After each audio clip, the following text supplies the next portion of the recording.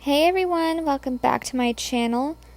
In this video, I'll be showing you how I drew these skeleton hands for our wedding invitations.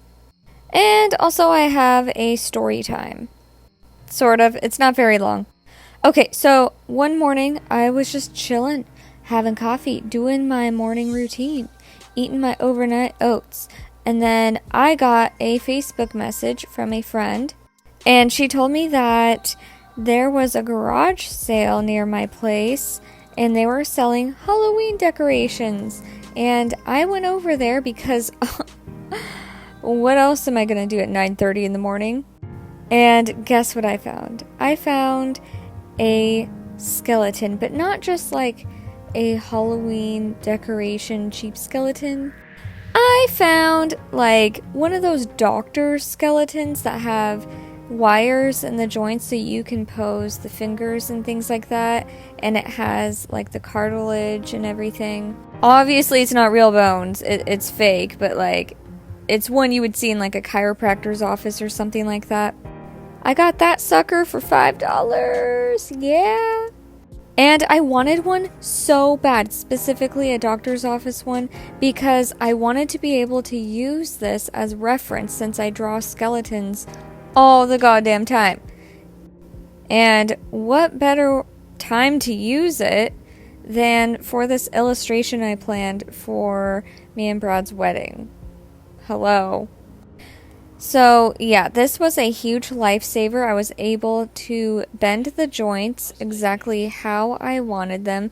So I have the skeletons doing like a pinky promise kind of pose, and I thought that would just be so cute for the invites. And also I plan on printing this out on canvas so that when people come in, instead of signing a guest book and having something on a shelf that I probably won't really look at, I'm gonna have something we can hang on the wall with everyone's signatures around it, and I just thought it'd be so nice.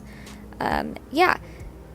And this is just the skeleton hand portion. I do plan on doing a part 2 where I show you guys how I do the flowers I plan on painting around them. They're going to be kind of similar to the flowers we're going to have in the wedding, and they're going to be the colors we're using as well. Anyways, enough talking about wedding crap for like just a second. Let's just get technical for like 1 minute, I guess. The brush I'm using is just like a default brush in Procreate. It's under the inking section and it's called Mercury, and it just has a nice texture to it. I think it's kind of similar when you shrink it down small enough.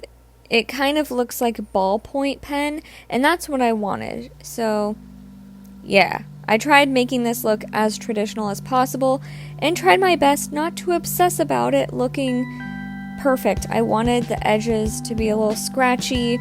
The wedding is going to be in the fall season, so it's going to be a little bit spooky, so I think that kind of style goes great with it, and it also matches how I normally draw. So I just wanted to make this look as traditional as possible. I don't like, personally in my own work, I don't like my digital pieces to be very smooth looking. I want it to have a little bit of texture and leave in some imperfections so that it looks more traditional. And I chose to draw this on Procreate instead of just drawing with a pen and paper because weddings are stressful. There's a lot going on that you have to plan, and yeah, I wanted to make this as easy as possible on myself. I wanted to genuinely enjoy making my invitations, and when I told people I was illustrating them myself, a few people were like, are you sure you want to do that? Like, that's a lot to do while you're also planning and working and things like that. And I was like, that is true. I am also worried about burning out. So I made the process as simple and free-flowing as possible for myself, because why make the process more stressful on myself, right? The last thing I wanted was have a perfect board of illustration board with my pencil sketch on there already and get the ink out and start inking, and then there's an ink splotch or there's something that ruins it that I can't undo. Whereas with Procreate, I can undo but still get the look of ink work. So yeah, I'm gonna go with digital media. It's just a lot easier, and also if I wanted to later on rearrange some things, if I wanted to alter some colors, I could easily do that. And that's why people love digital mediums, especially for commercial work. If I was illustrating this for someone else's wedding, I would be able to spend more time and focus on each individual drawing. I would probably still do it digitally because it's always nice to give people the freedom to change things if they need to. And this is for our wedding, a wedding that we are also planning and spending time doing that, you know?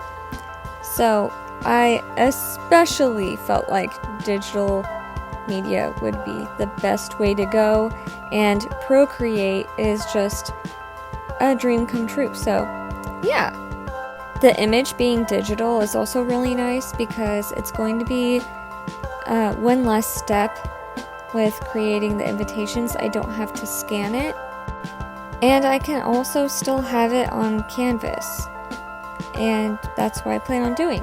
I set this image at 16 inches by 16 inches. I'm going to have a square canvas that it's printed on, and people can sign it. It's lightweight, and it'll be stretched perfectly so it won't be warped like my illustration board is often when I'm painting, because I do plan on adding painting aspects to this later on.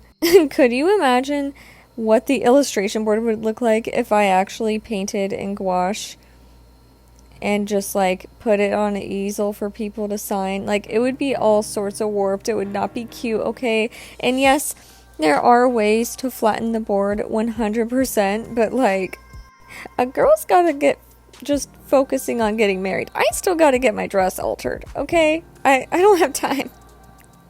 I don't have time. I do not.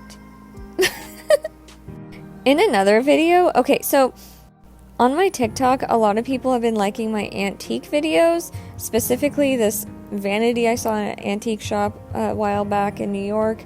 And antiques are something that really like heavily inspire my artwork, and I also try to get vintage frames and customize them myself for all of my originals.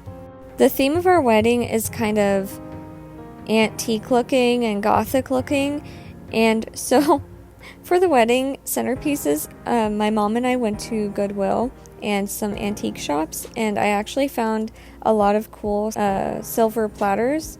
I have to polish them soon, so I think I might share the collection with you guys because I am 100% keeping these after the wedding. Are you kidding me?